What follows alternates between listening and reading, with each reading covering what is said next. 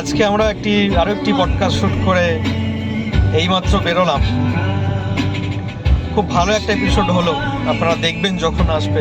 দুটো এপিসোড আমরা রেকর্ড করলাম। প্রচুর বৃষ্টির মধ্যে আমরা বেরিয়েছিলাম, সারাদিনই বৃষ্টি চলছে।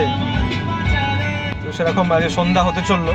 আজকে প্রথমবার ইউটিএস চ্যানেলে, স্টুডিওতে অনেকবার রেকর্ডিং হয়েছে, কিন্তু ইউটিএস চ্যানেলের জন্য প্রথমবার আমরা আজকে একটা এপিসোড করলাম। আমার সঙ্গে সামনে রয়েছে, হলো কেমন? খুবই ভালো আজকের এপিসোডটা হয়েছে। আজকের ঘটনাটা মেনলি খুবই ভালো, যেহেতু দেবজ্যোতিদা ঘটনার জন্য মানে ফেমাস আমার বলা চলে। যে কোনো পডকাস্টেই দেবজ্যোতিদা যাওয়া মানেই সেখানে একটা ব্লকবাস্টার এপিসোড দেওয়া।